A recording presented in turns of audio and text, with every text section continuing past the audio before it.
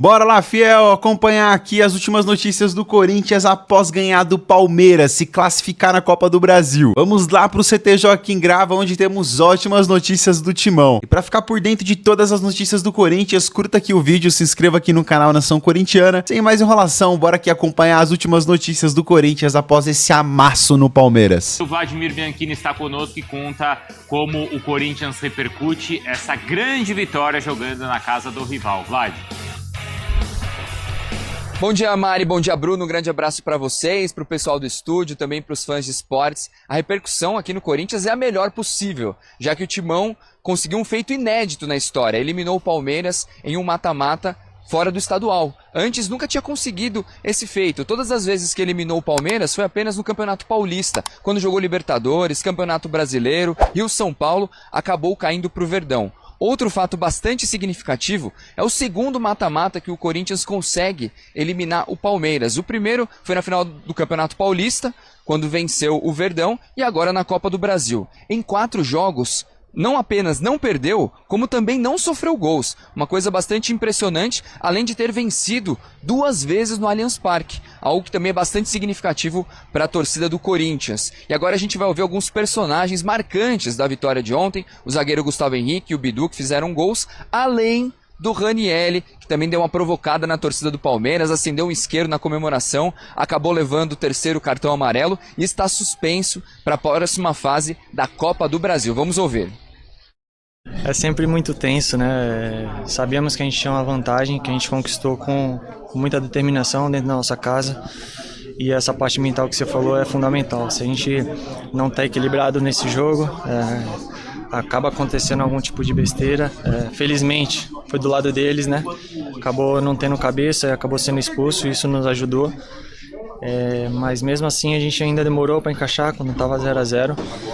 Mesmo com um jogador a mais, a gente soube sofrer, soube se proteger e graças a Deus a gente conseguiu a classificação.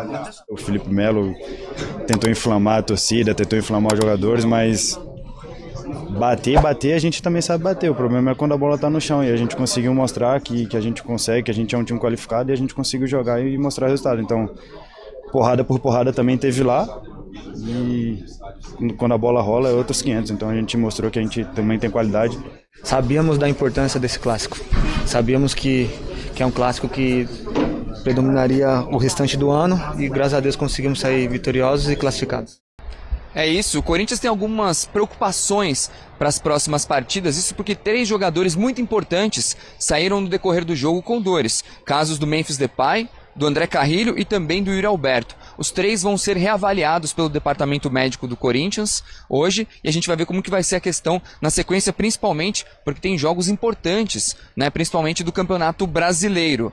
Outra coisa bastante interessante para o Corinthians é que na meta do orçamento para 2025, o Corinthians precisava chegar pelo menos até as quartas de final, algo que conseguiu, então bateu a meta do orçamento e de quebra, por ter participado pelo menos dessas 3 primeiras fases da Copa do Brasil, levou 10 milhões de reais, algo muito importante, principalmente pela situação financeira do clube. Volto com vocês. Porque caiu cedo nas competições internacionais, a Copa do Brasil vai ajudar bastante, então, a parte financeira, Mari. A parte financeira e, obviamente, a parte moral. Muito de um mais lado, importante, muito né? mais importante.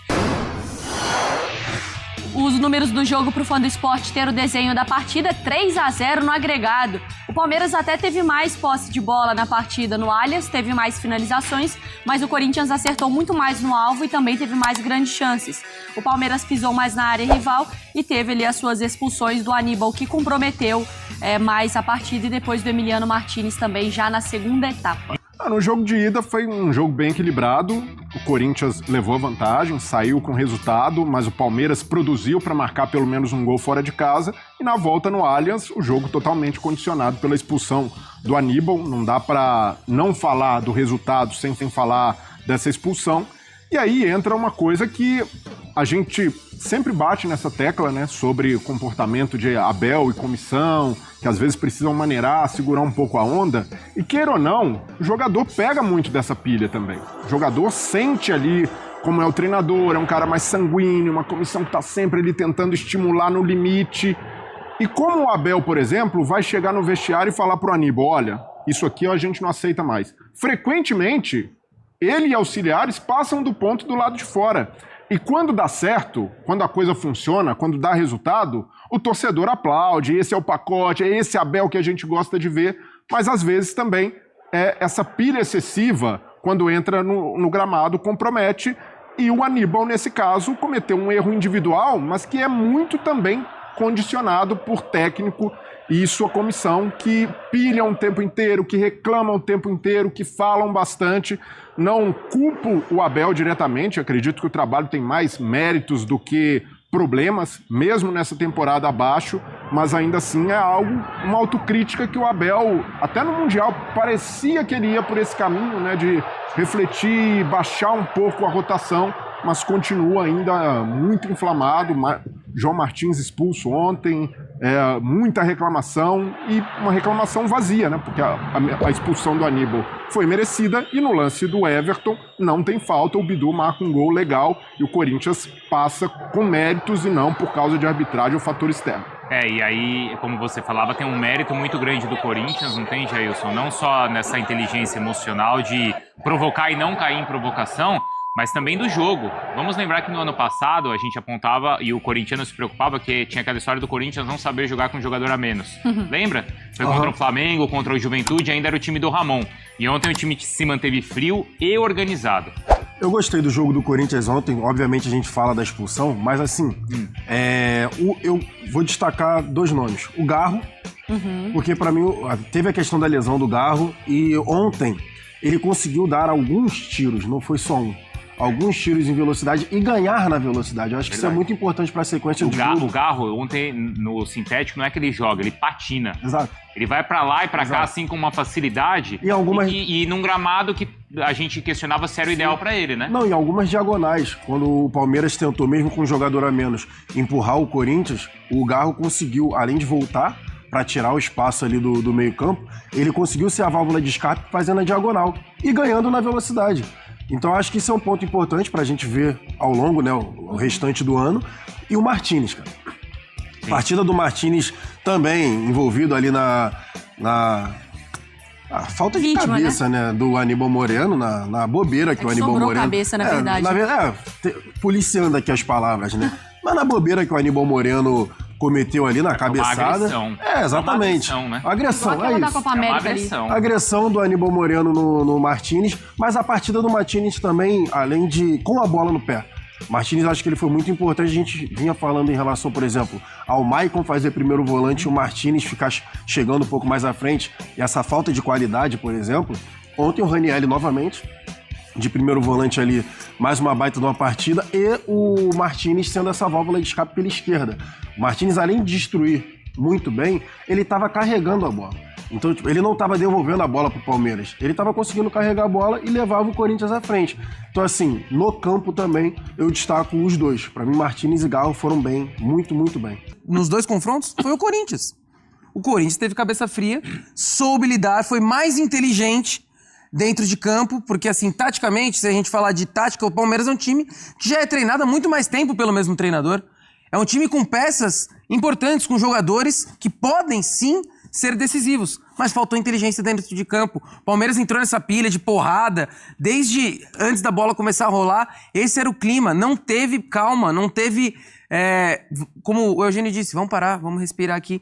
O Corinthians soube jogar melhor o clássico, soube entrar em campo e entendeu melhor como funcionaria o derby desde o primeiro jogo. E usou uma das principais armas desse Palmeiras, que nesses 5 anos aí de Abel Ferreira, super vencedor, qual era uma das principais armas? A bola aérea. Sobretudo o Corinthians usou de forma espetacular ontem. Quantas vezes o Corinthians perdeu com gol de bola parada pro Palmeiras, com gol do Gustavo Gomes, vamos supor? O Murilo de escanteio. No jogo, acho que foram 3 gols, eu acho. Sim, na Arena Barueri, se eu não me engano. Parecidos com o cruzamento do Veiga. Eu ouvi nomes de um monte de gente aí do Corinthians. Eu não ouvi o nome de um.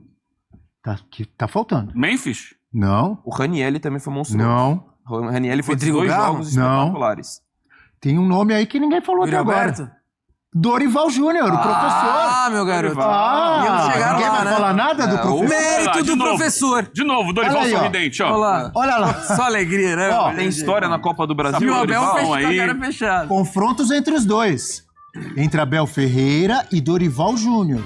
2 vitórias do Abel, 1 empate 5 vitórias do Dorival. Cara, eliminou o Abel 2 vezes na Copa do Brasil. Uma pelo São Paulo, uma pelo Corinthians. Nessas 5 vitórias, eu imagino que tem pelo Flamengo também, contra o Abel. Contra o Flamengo não tem. Então... então é isso. 2 pelo Corinthians, 2 pelo São Paulo e uma pelo Ceará. Pelo Flamengo não tem. Tá vendo? Que coisa, né, Eugênio? Coincidência? Ou encaixa o jogo do Dorival contra o Abel, será? Difícil dizer, né? Talvez ele tenha uma leitura específica, né? Mas o retrospecto é muito favorável ao Dorival. Eu acho que cada jogo tem a sua história, cada momento é diferente. Por exemplo, ele jogar com o Ceará, eu lembro, foi numa primeira rodada de Campeonato Brasileiro que ele enfrentou o Ceará. No Allianz Parque. No Allianz Parque, ganhou o jogo num contra-ataque e tal, jogando mais fechadinho. Isso mesmo.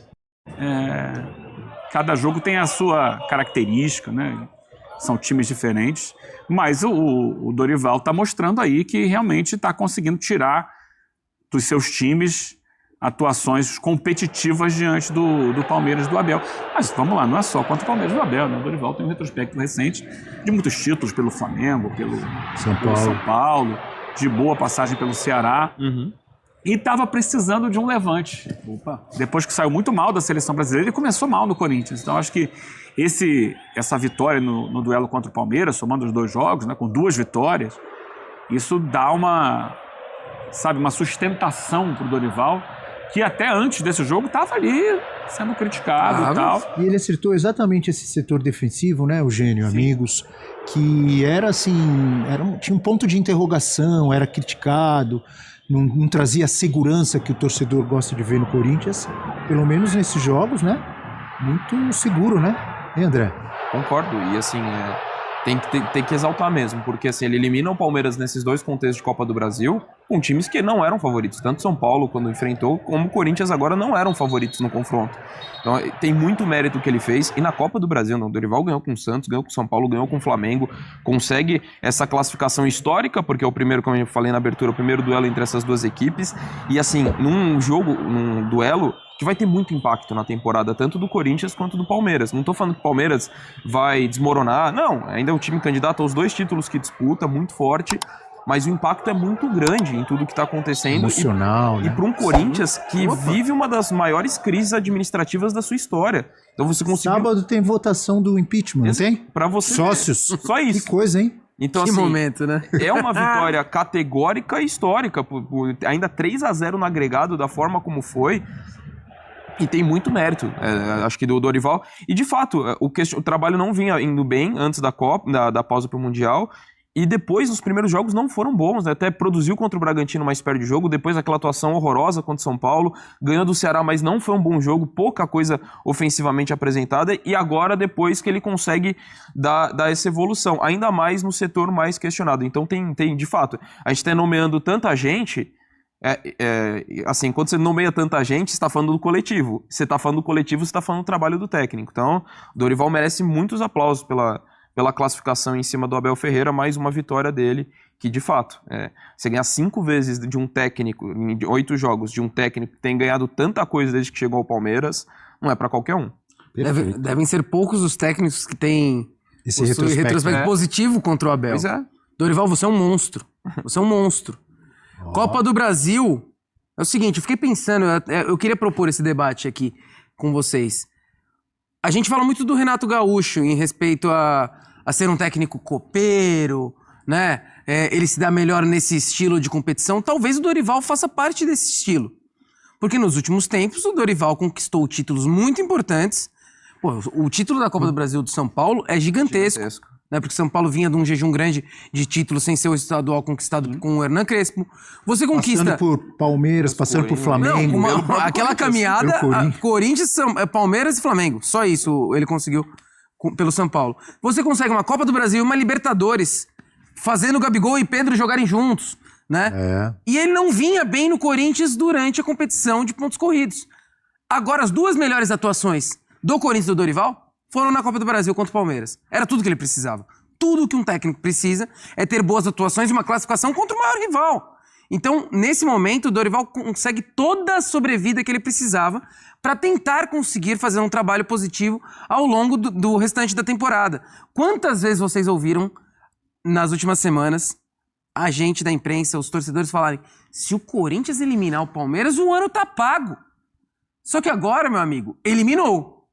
E tá vivo na Copa do Brasil, com chances reais, sim, por que não, de brigar futuramente para avançar. Título, eu acho que assim, é uma questão ainda longeva. Vamos dizer, tá nas quartas. Mas assim, se o Corinthians pegar, vamos supor, o Bahia, eu acho que é um confronto de igual para igual. O Fluminense é um jogo de igual para igual. O Furacão, eu acho que o Corinthians seria favorito. Né? Você tem o Botafogo, acho que é um confronto um pouco mais difícil. Teremos hoje CRB e Cruzeiro. O Fluminense, por exemplo, o Corinthians entra com o Mazarão? Não. Não equilibrado. Quer dizer, você tirou dois times gigantescos da disputa. Flamengo, tem Palmeiras. Cruzeiro ainda que disputa hoje. E o próprio São Paulo, que tem sido pedra no sapato regularmente do Corinthians nos últimos jogos. Essas 3 quedas aí, elas abrem mais possibilidades para os outros times. Caminho abriu. Até como... Palmeiras, Flamengo... São Paulo. E São Paulo. Até como um dado para essa discussão, que acho que corrobora com tudo que tá falando. Olha aí, São Paulo, Flamengo... E o Inter também, são né? Os últimos recém-campeões. Os últimos campeões. Os campeões das últimas 5 temporadas, o único que tá vivo é o Atlético Mineiro de 21. E o Paranaense que também tá aí foi ali, antes, né? Foi das últimas 5 edições. Foram 2 títulos do Flamengo. Se aumentar o gapzinho por mais um ano, entra o Furacão. Mas as últimas 5 temporadas, o único que tá vivo é o Atlético Mineiro, que teve 2 títulos do Flamengo, um do São Paulo e um do Palmeiras. Furacão vai crescer? Tem história na competição e renasceu das cinzas ontem. Opa. Renasceu. Tem uma questão do Furacão, que é a preocupação com a Série B, né? Uma hora escolhas terão que ser feitas, né? Preocupação com a Série B, que ele precisa voltar e ele tá ainda patinando para chegar no G4. Mas uma Copa do Brasil, ele não tem competição internacional. Ganhar uma Copa do Brasil, dar um levante. E sabe quem não tem competição internacional também? Por ter feito um péssimo trabalho? O Corinthians. Que caiu na Sul-Americana. Tem o Brasileirão e a Copa do Brasil. E o Corinthians com times regulares ou inferiores a esse. O Atlético Mineiro, né? O Fluminense tem também. O Galo tem, o Fluminense tem, o Botafogo tem. O Botafogo tem. O Bahia não tem, né? O Bahia acabou de cair na Sul-Americana. Mas o Corinthians, pra você ganhar, você tem que chegar. O Corinthians muitas vezes chegou na semifinal com times piores. Se a gente analisa os 11 jogadores do Corinthians que entraram em campo contra o Palmeiras, é um time competitivo, sim. É óbvio que se você pegar um Flamengo que foi eliminado, vai ser mais difícil. O Corinthians perdeu o Memphis Depay. Sim, o Corinthians perdeu o Memphis. O Memphis viu o gol sair do Bidu ali na saída do campo, né? O Vitor Roque a gente viu na tela, ele tava jogando bem. Mas é um negócio que eu sempre falo aqui, que o Luiz Fabiano também fala. Não teve uma finalização no gol. Tava jogando bem, eu concordo com vocês. É um bom jogador, tá se encontrando. Mas também não acho que com ele em campo o resultado poderia ser outro. Eu acho que o Corinthians ia conseguir imprimir o mesmo ritmo no segundo tempo. Piorou o Palmeiras, né? Piorou, sem dúvidas, piorou. Mas ao mesmo tempo não é um cara que, assim... Eu acho que ele não ia fazer chover e virar o jogo sozinho, muito por conta também, porque é isso que eu pego no pé da torcida do Palmeiras. A gente tem que lembrar que tem outra equipe ali que quer ganhar tanto quanto o Palmeiras. O Corinthians entrou muito bem postado defensivamente, é isso que a gente precisa lembrar méritos, aqui. Então, já que você Vamos lá. foi pro outro lado, méritos do Corinthians. Acho que o primeiro que a gente precisa citar, dentre os 180 minutos dessas oitavas de final entre Corinthians e Palmeiras, o setor defensivo. Tô aqui para fazer uma meia-culpa, vocês sabem. Bati muito na defesa do Corinthians anteriormente, que não tinha o xerifão da zaga, que não tinha nenhuma... A gente não sabia citar a dupla titular do Falei ontem aqui de manhã, antes do jogo, falei do Ramalho. Belíssima partida de novo. Que jogou muito no ano passado, no momento de recuperação do Corinthians no Campeonato Brasileiro. Fez alguns jogos ruins esse ano, é verdade? Sim. E já tem um monte de gente dizendo que o cara não serve, que o Corinthians tem que contratar zagueiro porque nenhum serve. E um deles foi o senhor que está na minha frente aqui, senhor Johnny. Eu faço. Lembra que o senhor falou aqui que nenhum servia, que o Corinthians tinha que contratar zagueiro? O Ramalho jogou mal? Eu dou a cara a tapa, Bel. É verdade. E o André Ramalho e o Gustavo Henrique fizeram 2 partidaças. Não só os zagueiros. Os laterais do Corinthians jogaram muita bola nos 2 confrontos. O Mateuzinho já vem jogando bem. Mateuzinho deu passe pro gol do Depay no primeiro jogo. Exatamente. E o Bidu fez gol ontem. E o Bidu jogou... Eu tinha uma certa dúvida se eu fosse o Dorival Júnior. Quem eu escalaria? Angileri ou Bidu? Porque defensivamente, na teoria, o Angileri é um pouco mais qualificado. E o Bidu jogou muito defensivamente e fez um gol. Além disso, setor defensivo ainda. O Martínez entra na mente todo o jogo dos adversários em clássico. Já aconteceu no Santos, contra o Santos, e aconteceu agora contra o Palmeiras.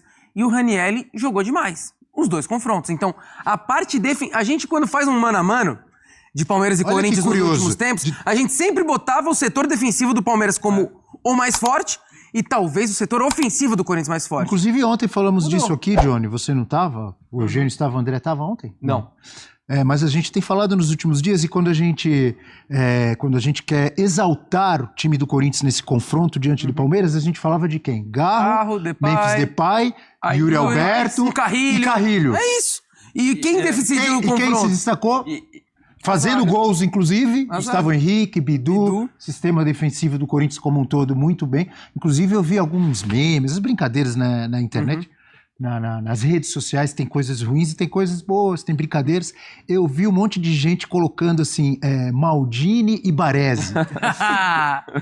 Gustavo Henrique e André Ramalho. Olha aqui a foto dos dois. Tiveram uma noite de... Maldini e Baresi com a camisa do Milan. Eu falei, calma, jogaram bem, jogaram muito. Mas Maldini e Baresi demais. Tiveram uma noite de Chicão e William Capita, tá bom. Mas vale a brincadeira, vale a brincadeira. Lógico que claro vale. que vale. Merecido. Quando a corneta é grande, né? Quando erra, a corneta é grande. Exatamente. Quando os caras jogam mal, a corneta é pesada. Quando eles jogam bem, por que não exaltar, elogiar e até brincar? Exato. E ainda mais esse destaque para a linha defensiva.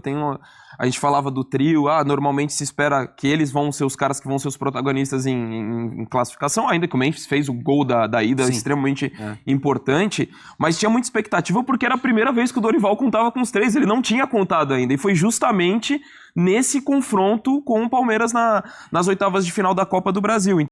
Bora lá, fiel. Se você chegou até aqui, curta o vídeo, se inscreva aqui no canal Nação Corintiana. Eu posto notícias e reações do Corinthians aqui todos os dias. Você vai estar sempre bem informado, sem sensacionalismo, sem nenhum tipo de mentira. Aqui é notícia na veia, raiz, beleza? Então, curte o vídeo aí, se inscreva aqui no canal Nação Corintiana. Pessoal, o Corinthians amassou o Palmeiras dentro da nossa casa, né? Segunda casa, porque nós somos dominantes lá dentro do Allianz Parque. O Corinthians tem mais vitórias do que o próprio Palmeiras lá dentro, né? Então, cara, hoje vai ser só zoação, velho. Hoje vai ser o dia inteiro postando aqui. Daqui a pouco eu já vou trazer o trecho do jogo aberto aqui. Mas gostaria de saber de você. O que você achou desse jogo do Corinthians? O que você achou desse amasso, velho? Hoje é um ótimo dia pra ser Corinthians. Hoje é um ótimo dia para ser Corinthians. Queria enaltecer demais aqui o jogo do Martinez, cara, que ele é catimbeiro, mano. Ele entende, velho. Ele entra na mente dos caras, velho. Ele que dita a arbitragem, mano. Uma partida exímia dele. O Biduzinho, velho, não tenho nem o que falar do Biduzinho. Renovou, acho que foi a noite mais feliz da vida da existência do Biduzinho. Eu nunca critiquei o Matheus Bidu. Se você já criticou, comenta aí. Mas vamos lá, pessoal. Hoje o dia promete, é Corinthians. O bem venceu o mal ontem. E vamos continuar seguindo aqui nas informações do Timão, beleza? Um prazer ter você aqui. Vai, Corinthians. Ótima quinta-feira pra você, tá bom? Deus abençoe seu dia. E vamos que vamos. Logo eu volto com mais notícias do Timão. Valeu!